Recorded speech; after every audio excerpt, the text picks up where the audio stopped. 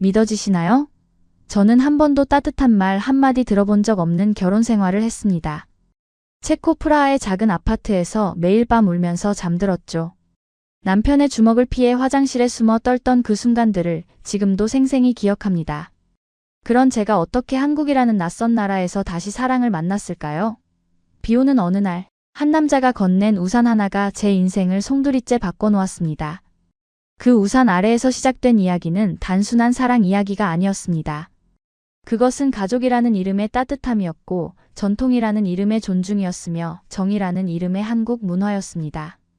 처음엔 낯설고 무서웠던 시골 마을의 어르신들이 어떻게 저를 진짜 가족으로 받아들이게 됐는지 그 과정이 궁금하지 않으신가요? 지금부터 들려드릴 이야기는 제가 직접 겪은 놀라운 경험입니다. 본 영상은 스토리를 재구성한 이야기입니다. 구독과 좋아요는 구독자님께 행운을 드립니다. 제 이름은 엘리사 체르니코바입니다. 체코 프라하에서 태어나 자랐죠. 어렸을 때부터 꿈이 있었습니다. 초등학교 선생님이 되는 것이었어요. 아이들의 순수한 눈망울을 보면서 가르치는 일이 정말 행복했습니다. 26살 때 파벨 크라우스를 만났어요. 경찰관이었던 그는 처음엔 정말 다정했습니다.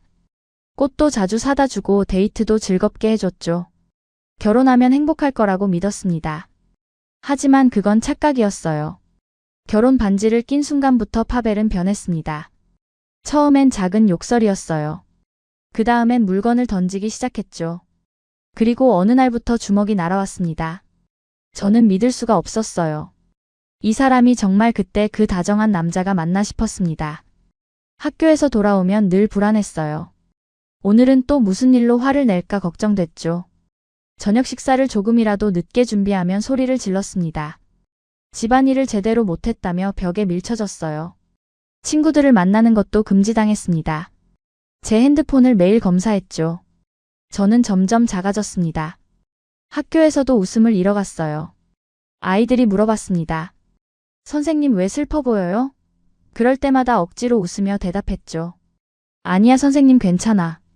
하지만 괜찮지 않았습니다. 전혀 괜찮지 않았어요. 2022년 겨울이었습니다. 파벨이 술을 마시고 집에 돌아왔어요. 이유도 없이 저를 때리기 시작했죠. 얼굴을 가격했고 배를 찼습니다. 저는 바닥에 쓰러져 울었어요. 그 순간 깨달았습니다. 이대로는 살 수 없다고요. 죽을 수도 있겠다는 생각이 들었어요. 그날 밤 파벨이 잠든 후 조용히 집을 나왔습니다. 가방 하나에 옷 몇 벌만 챙겼죠. 친구 집에 숨어 지냈습니다. 이혼 서류를 준비했어요. 파벨은 격하게 반대했지만 저는 물러서지 않았습니다. 법정에서 이혼이 성립됐죠. 자유를 얻었지만 상처는 깊었습니다. 밤마다 악몽을 꿨어요. 거울을 보면 멍든 제 얼굴이 아직도 보이는 것 같았죠. 친구들은 위로해줬지만 마음의 상처는 쉽게 아물지 않았습니다. 그때 결심했어요. 이 나라를 떠나야겠다고요. 새로운 곳에서 다시 시작하고 싶었습니다. 2023년 봄이었습니다. 인터넷에서 우연히 한국에 대한 영상을 봤어요. 아름다운 자연과 친절한 사람들이 나오더군요.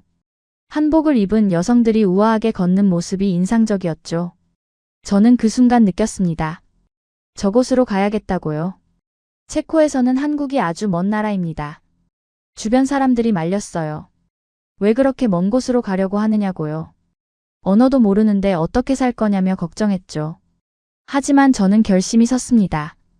교사 일을 그만두고 작은 저축한 돈을 모았어요. 비행기표를 예매했습니다.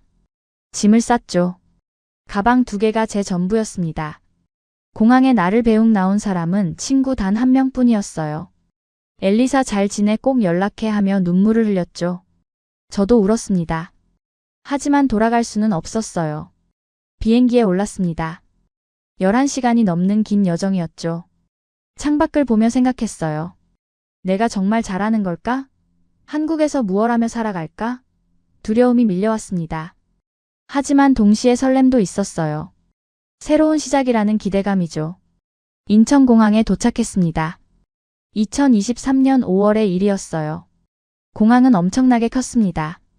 사람들이 너무 많았죠. 한글로 된 표지판이 낯설었어요. 하나도 읽을 수가 없었습니다. 입국 심사를 받을 때 긴장했어요.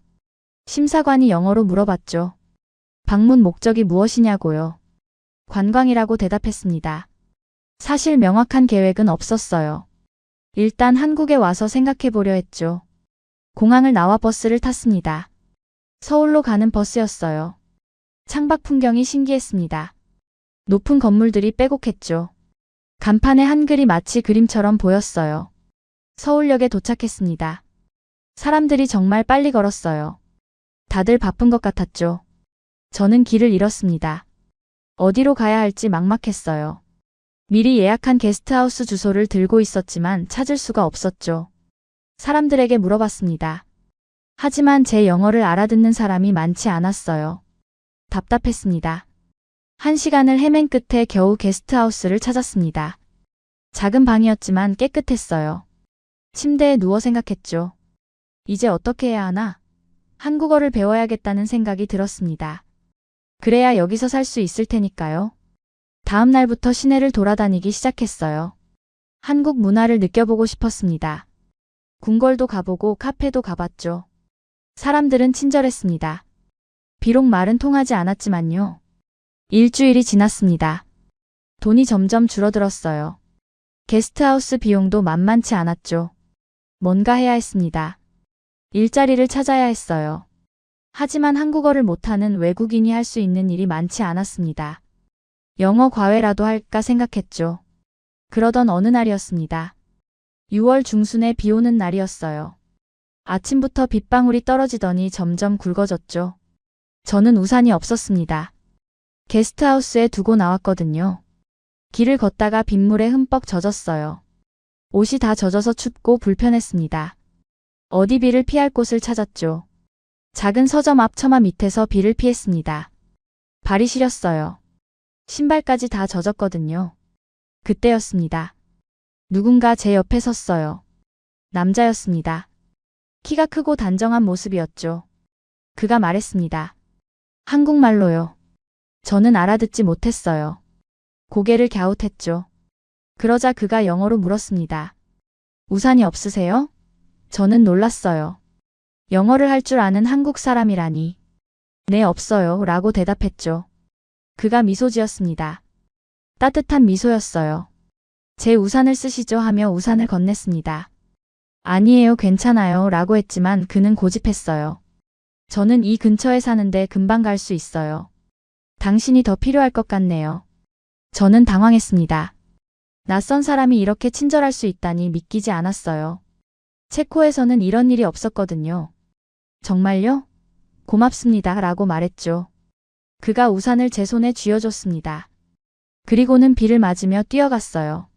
저는 그 모습을 멍하니 바라봤습니다. 이름도 묻지 못했어요. 연락처도 받지 못했죠. 하지만 마음이 따뜻해졌습니다. 이 나라에도 착한 사람이 있구나 하는 생각이 들었어요. 그날 이후 며칠 동안 그 남자 생각이 났습니다. 우산을 돌려줘야 하는데 방법이 없었어요. 매일 그 서점 앞을 지나다녔죠. 혹시 그를 다시 만날 수 있을까 기대하면서요. 일주일이 지났습니다. 포기하려던 참이었어요. 그런데 정말 우연히 그를 다시 만났습니다. 같은 서점 앞에서였어요.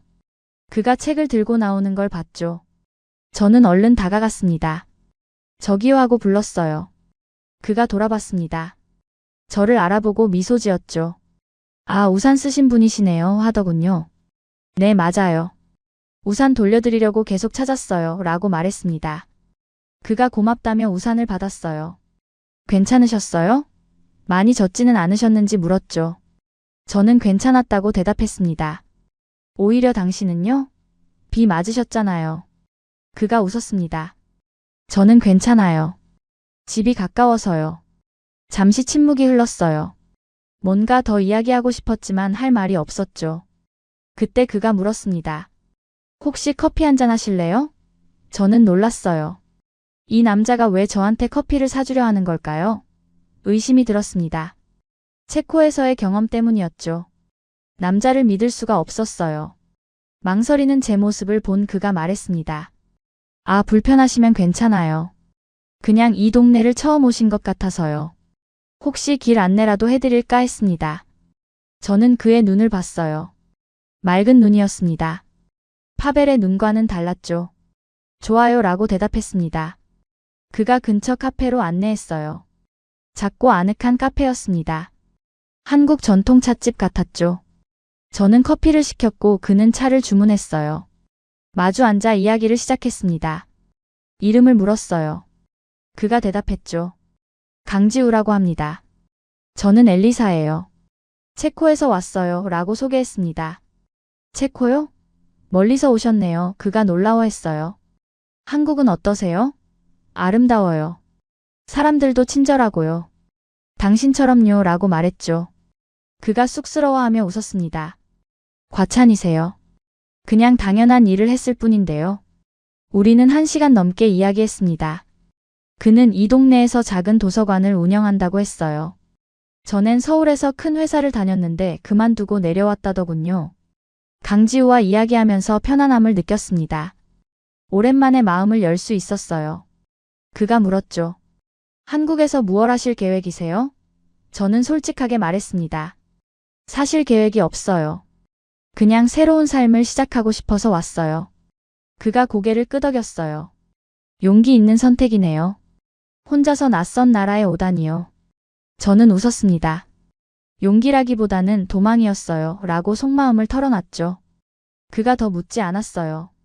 대신 제안을 했습니다. 혹시 시골 생활에 관심 있으세요? 제가 사는 곳은 여기서 1시간 정도 떨어진 작은 마을이에요. 도서관도 거기 있고요. 저는 놀랐습니다. 왜 갑자기 그런 제안을 하는지 궁금했어요. 그가 설명했죠. 마을에 빈집이 하나 있어요.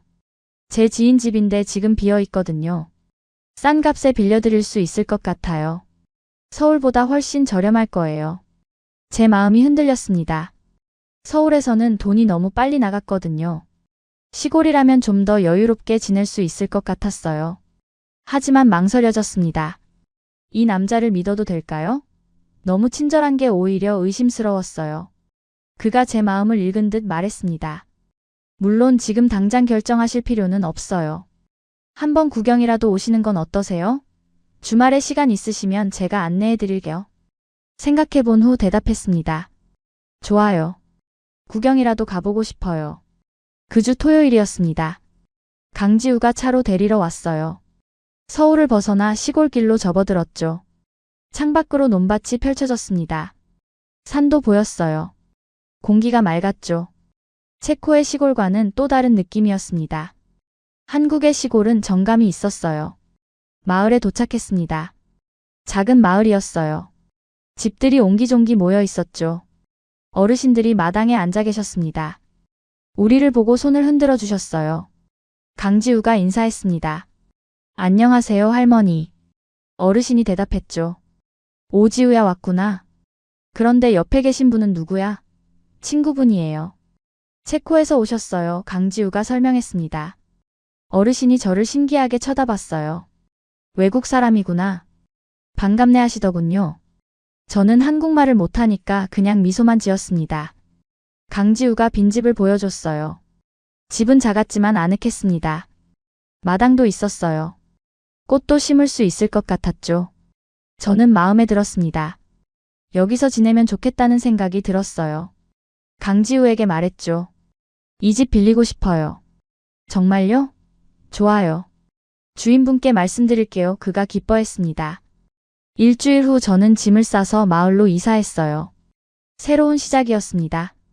강지우가 많이 도와줬죠. 가구도 같이 사러 갔고 생필품도 챙겨줬어요. 저는 감사했습니다. 이렇게까지 해주는 이유를 물었어요. 왜 저한테 이렇게 잘해주세요?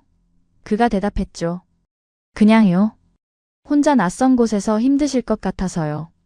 저도 서울에서 내려올 때 많이 외로웠거든요. 그때 마을 분들이 많이 도와주셨어요. 이제 제가 누군가를 도울 차례인 것 같아요. 저는 가슴이 뭉클했습니다. 이렇게 순수한 사람이 있다니 믿기지 않았어요. 마을 생활이 시작됐습니다. 아침마다 새소리에 잠에서 깼어요. 공기가 정말 좋았죠. 산책을 자주 했습니다. 논두렁길을 걸으며 생각에 잠겼어요. 어르신들이 인사해 주셨습니다. 비록 말은 통하지 않았지만 마음은 통했어요. 강지우는 매일 도서관에서 일했습니다. 가끔 저를 도서관으로 초대했어요. 작은 도서관이었지만 책이 가득했죠. 조용하고 평화로웠습니다. 한국어 공부를 시작했어요. 강지우가 기초를 가르쳐줬습니다. 안녕하세요, 감사합니다 같은 간단한 말부터 배웠죠. 발음이 어려웠어요. 하지만 재미있었습니다. 어느 날 강지우가 제안했어요. 저희 어머니를 소개해드리고 싶어요. 저는 긴장했습니다.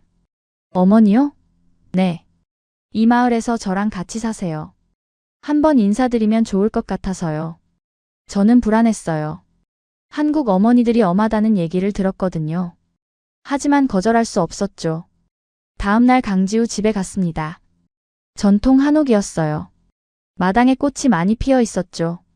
대문을 열고 들어가자 한 분이 나오셨습니다. 윤말순 여사였어요.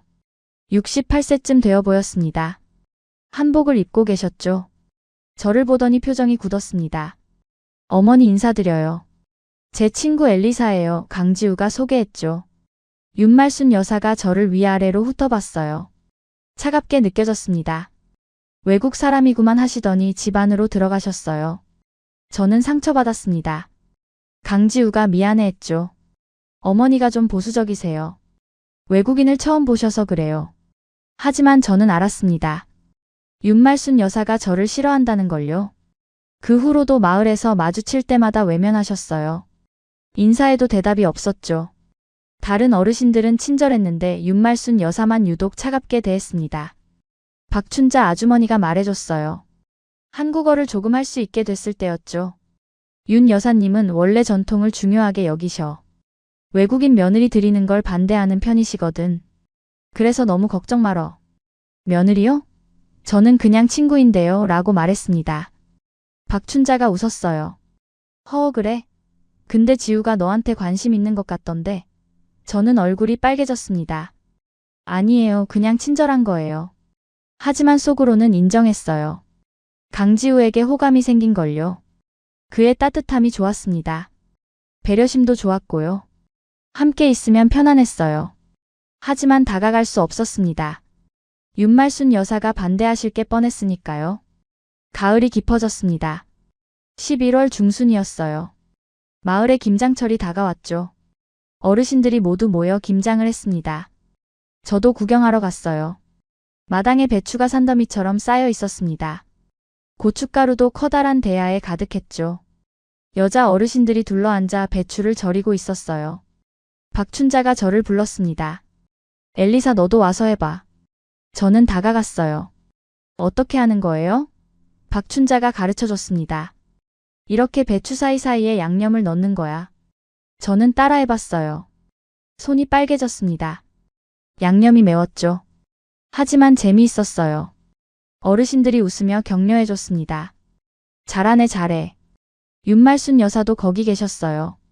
저를 보더니 코웃음 쳤습니다. 외국 사람이 김장을 뭘 알겠어. 그냥 구경이나 해 하시더군요. 저는 속상했습니다. 하지만 포기하지 않았어요. 더 열심히 했죠. 배추를 정성껏 버무렸습니다. 박춘자가 칭찬했어요. 엘리 손재주가 있네. 김치가 맛있게 됐어. 저는 뿌듯했습니다.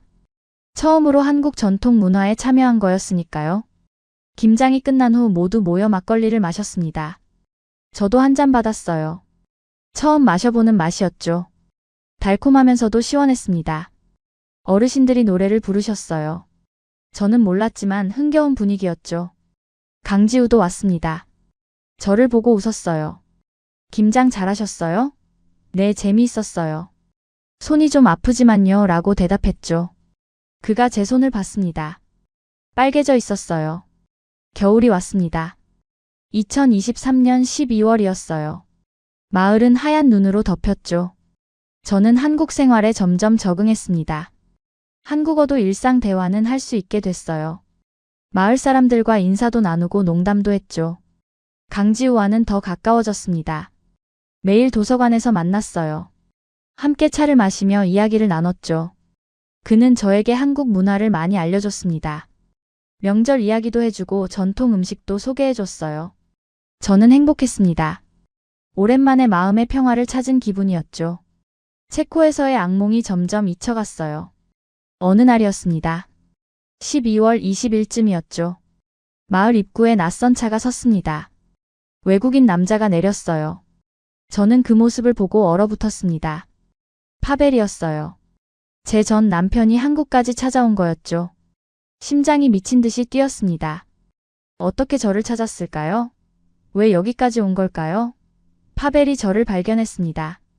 다가오더니 체코어로 소리쳤어요. 엘리사, 너 여기 있었구나.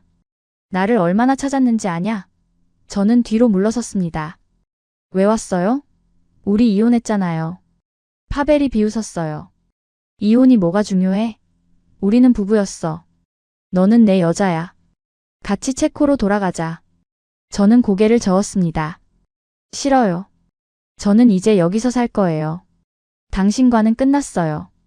파벨의 얼굴이 붉어졌습니다. 화가 난 표정이었죠. 팔을 잡아 끌기 시작했어요. 가만히 안 있을 거야. 내가 여기까지 왔는데 그냥 갈 것 같아? 저는 비명을 질렀습니다. 놓으세요. 도와주세요. 마을 사람들이 모여들었어요. 무슨 일이냐며 물었죠. 하지만 체코어를 아는 사람은 없었습니다. 그때 강지우가 달려왔습니다. 엘리사, 무슨 일이에요? 파벨을 보고 물었죠. 당신은 누구세요? 파벨이 영어로 대답했습니다. 나는 엘리사의 남편이야. 당신은 누군데? 강지우가 저를 지켜섰습니다. 전 남편이라고 들었는데요. 엘리사 씨가 싫다는데 왜 강제로 끌고 가려고 하세요? 파벨이 웃었습니다. 당신이 무슨 상관이야? 우리 부부 문제에 끼어들지 마. 강지우가 단호하게 말했어요. 엘리사 씨는 여기서 행복하게 지내고 있어요. 당신이 돌아가는 게 좋겠습니다. 파벨이 화를 냈습니다. 이 자식이 감히 나한테? 주먹을 휘둘렀어요. 강지우는 피했습니다. 마을 남자 어르신들이 파벨을 제지했죠.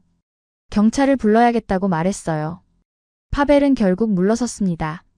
하지만 떠나기 전에 저를 쏘아봤어요. 이게 끝이 아니야, 엘리사.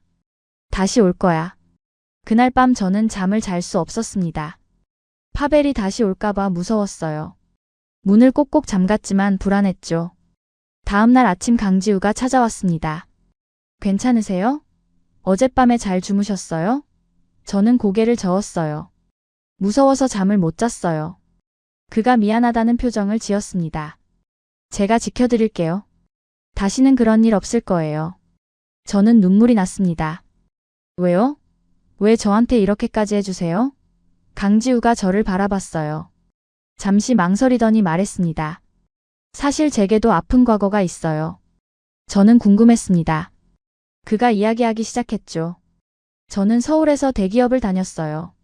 출세가도를 달리고 있었죠. 결혼도 했습니다. 아내는 착한 사람이었어요. 하지만 저는 일에만 매달렸습니다. 집에도 늦게 들어갔고 주말에도 일했죠. 아내는 외로워했어요. 제게 시간을 내달라고 했습니다. 하지만 저는 무시했어요. 돈을 많이 벌면 행복할 거라고 생각했죠. 2020년이었습니다. 아내가 병에 걸렸어요. 암이었죠. 그때서야 정신을 차렸습니다. 회사를 그만두고 아내를 돌봤어요. 하지만 너무 늦었습니다. 아내는 2021년에 세상을 떠났어요. 저는 후회했습니다. 왜 진작 소중한 걸 알아보지 못했을까 하고요. 모든 걸 버리고 이 마을로 내려왔습니다. 도서관을 운영하며 조용히 살고 있어요. 그러다 엘리사 씨를 만났죠. 저는 놀랐습니다. 그런 아픈 과거가 있었다니요. 지금은 괜찮으세요? 그가 쓸쓸하게 웃었습니다. 괜찮은 척하며 살고 있어요. 하지만 가끔 밤에 혼자 있으면 외로워요. 그래서 엘리사 씨를 보면서 생각했습니다. 저처럼 상처받은 사람을 도와주고 싶다고요. 이번엔 제가 누군가를 제대로 지켜주고 싶었어요. 저는 가슴이 뭉클했습니다. 이 남자도 저처럼 아픈 사람이었어요. 하지만 그 아픔을 딛고 다른 사람을 도우려 하고 있었죠. 고마워요, 지우 씨. 덕분에 제가 여기서 살 수 있었어요. 그가 제 손을 잡았습니다. 우리 함께 아픔을 이겨내요. 서로 의지하면서요. 저는 고개를 끄덕였어요.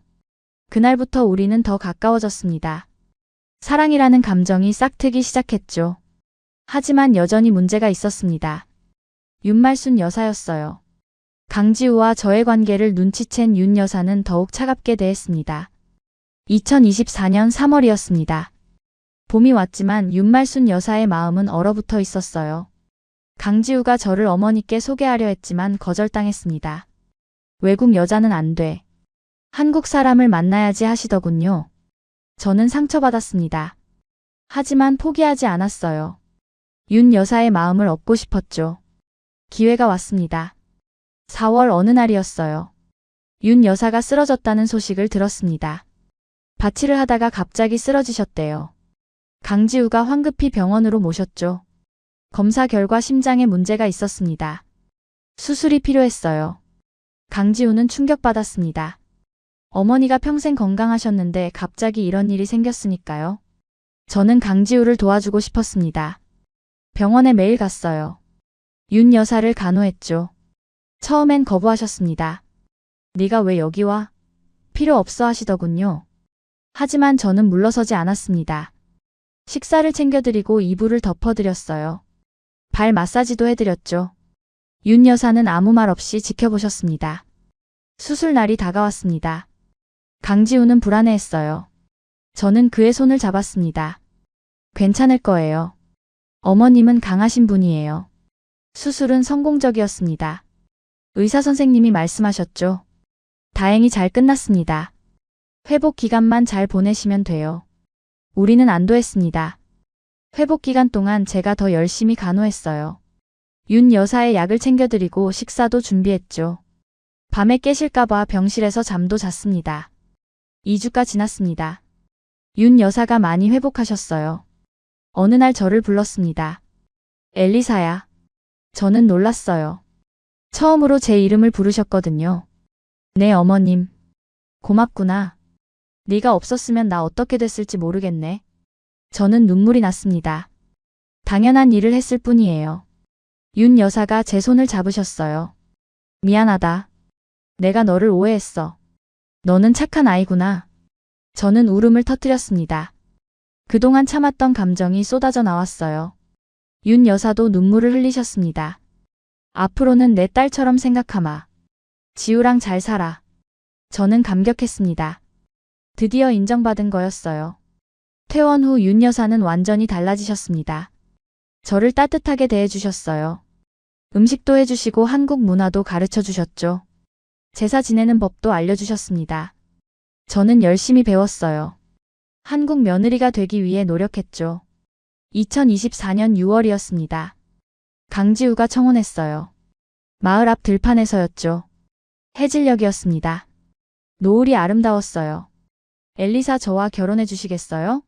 그가 무릎을 꿇고 반지를 꺼냈습니다. 저는 울면서 대답했죠. 네, 좋아요. 결혼할게요. 우리는 포옹했습니다. 마을 사람들이 박수 쳐줬어요. 모두가 축하해줬죠. 윤말순 여사도 기뻐하셨습니다. 잘됐다. 우리 지우가 좋은 사람 만났구만. 결혼 준비가 시작됐습니다. 전통 혼례를 올리기로 했어요. 저는 한복을 입었습니다. 처음 입어보는 한복이었죠. 무겁지만 아름다웠어요. 거울을 보니 한국 신부 같았습니다. 결혼식 날이 왔습니다. 7월 초였어요. 날씨가 화창했죠. 마을 회관에서 식을 올렸습니다.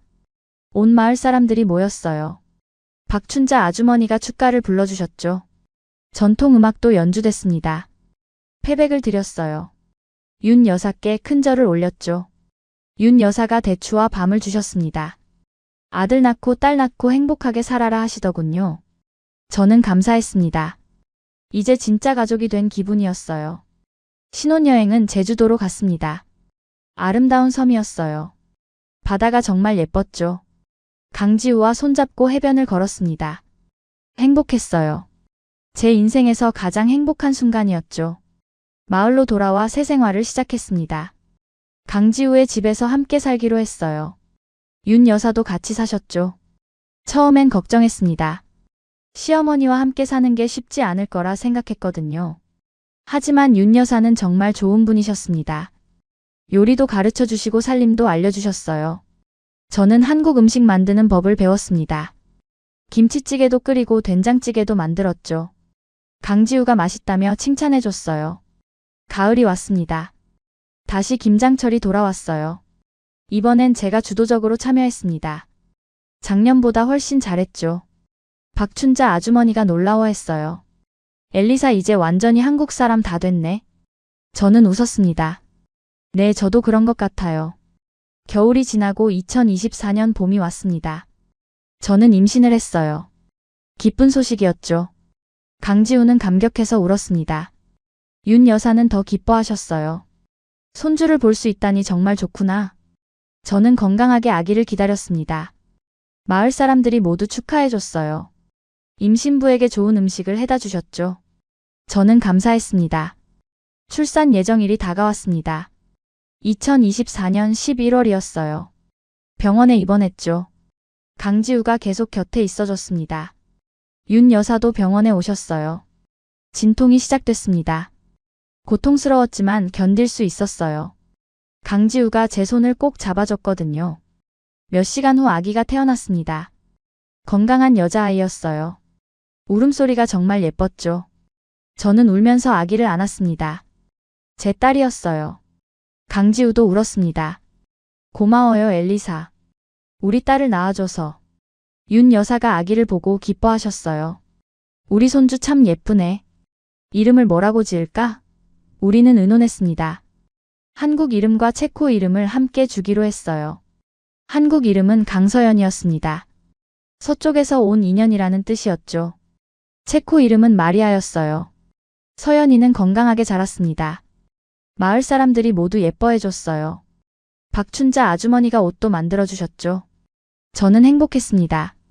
완벽한 가족이 생긴 거였어요. 어느 날 강지우가 물었습니다. 체코가 그립지 않으세요? 저는 고개를 저었어요. 아니요. 여기가 제 집이에요. 한국이 제 고향이 됐어요. 강지우가 미소 지었습니다. 저도 엘리사를 만나서 정말 행복해요. 당신 덕분에 다시 살아갈 힘을 얻었어요. 우리는 포옹했습니다. 서연이도 함께 안았죠. 윤 여사가 그 모습을 보고 말씀하셨어요. 정말 보기 좋구나. 우리 가족이 이렇게 행복하니 내가 다 행복하다. 저는 감사했습니다. 한국이라는 나라에, 강지우라는 남자에게, 윤말순 여사에게, 그리고 이 따뜻한 마을 사람들에게요. 체코에서 도망치듯 떠나온 제가 여기서 진짜 가족을 만났습니다. 진짜 사랑을 알았어요. 한국의 정이 무엇인지 깨달았죠. 지금 저는 완전한 한국 사람입니다. 한국어로 말하고 한국 음식을 만들어요. 한복도 자주 입고 전통 명절도 지내죠. 하지만 가장 중요한 건 마음이에요. 제 마음이 이미 한국 사람이 됐습니다. 가족을 사랑하고 전통을 존중하며 이웃과 정을 나누는 것. 이게 바로 한국인의 마음이라고 생각해요. 비 오는 날 받았던 그 우산 하나가 제 인생을 완전히 바꿔놨습니다. 작은 친절이 얼마나 큰 힘이 되는지 알게 됐어요. 강지우의 따뜻함이 제 얼어붙은 마음을 녹였습니다. 윤말순 여사의 변화가 제게 진짜 가족의 의미를 가르쳐줬죠. 마을 사람들의 정이 외로운 저를 감싸줬어요. 지금 이 순간 저는 행복합니다. 서연이가 건강하게 자라는 걸 보며 매일 감사해요. 강지우와 손잡고 산책하며 미래를 꿈꿉니다. 윤 여사와 함께 김장을 하며 웃어요. 이게 바로 제가 꿈꿨던 삶이에요. 폭력과 두려움이 아닌 사랑과 평화가 있는 삶이죠. 한국에 와서 정말 잘했다는 생각을 매일 합니다. 여러분도 혹시 힘든 시간을 보내고 계신가요? 용기 내세요. 새로운 시작은 언제나 가능합니다. 저처럼 낯선 곳에서도 행복을 찾을 수 있어요. 중요한 건 포기하지 않는 거예요. 그리고 진심으로 사람들을 대하는 거죠. 한국은 정말 아름다운 나라입니다.